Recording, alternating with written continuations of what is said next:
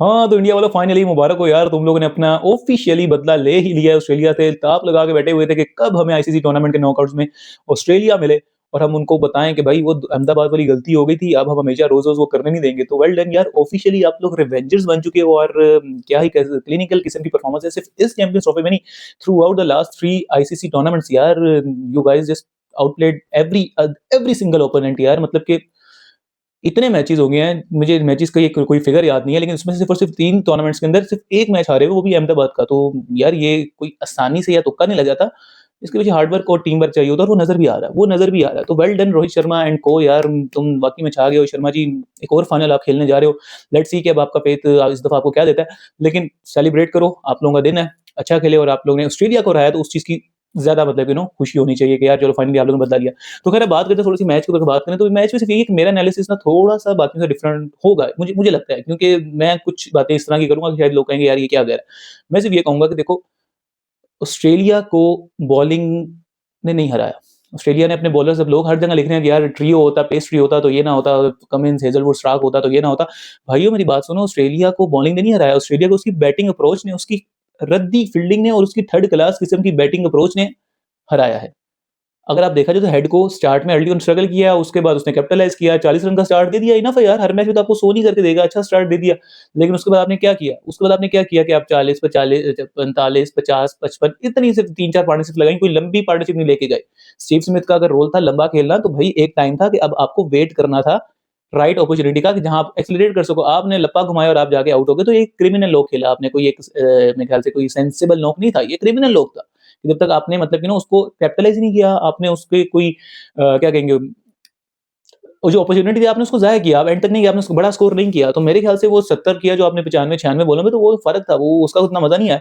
Maxwell का brain fade हुआ, अभी 10 ओवर पड़े हैं और आप फिर लपा घुमाने लगे हुए हो, जहाँ आपकी सिचुएशन थी कि 200 फॉर 4, वहाँ से एक जो ऑस्ट्रेलिया कैलिबर की टीम होगी, वो ऑब्वियस सी बात है यार कि जाएगी तो लंबा 300 तक ही सोचेंगे ना कि यार चलो यहाँ से हम 300 करेंगे, अभी 10-12 ओवर पड़े हुए हैं। लेकिन क्या हुआ कि 265 पे बस हो गई। सारा प्रेशर कैरी के ऊपर आया और वो भी बेचारा रन आउट होकर चला गया। तो आराम से मैं आपको कहूँगा टोटल में से 25 से 30 रन शॉर्ट थी ऑस्ट्रेलिया।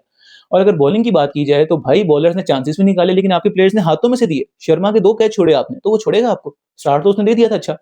कोहली का आपने 51 पे कैच छोड़ा, अगर उस टाइम पकड़े जाते तो 150 स्कोर अभी भी पड़ा था। क्या पता मैच चेंज हो सकता था, क्या पता? लेकिन वेल प्लेड कोहली, अच्छा खेला यार, रन चेज़ चेज़ मास्टर है।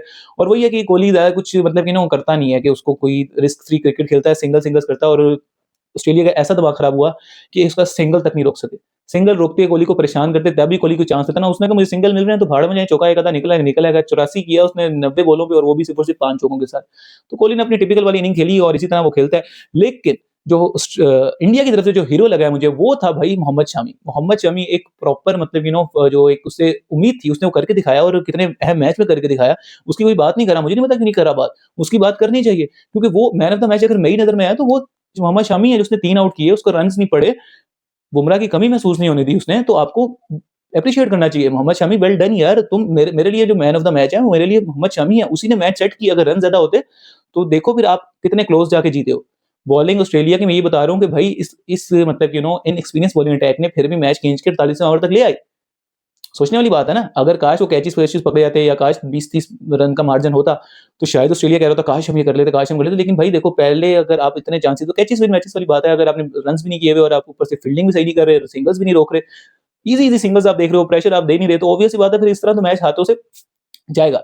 पहली इनिंग का हीरो जो था मेरा मोहम्मद शमी था, बल्कि मैं कहूँगा ओवरऑल मैच का मेरा जो हीरो है मोहम्मद शमी है। और सेकंड इनिंग में जो रन चेज़ का मेरा हीरो है, वो है केएल राहुल।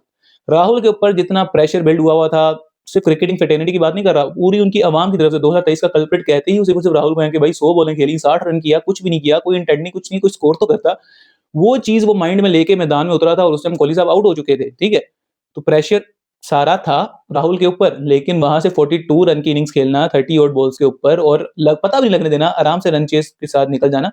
तो kudos to KL Rahul. KL Rahul मेरा हीरो है इस मैच का। और मोहम्मद शमी, ये 2 बंदे हैं जिसने इंडिया को आज बाकी में ट्रबल से निकाला। हार्दिक पांड्या तो वही करता है जो वो करता है। वो एक अपना कॉन्फिडेंस लेवल उसका बहुत हाई है।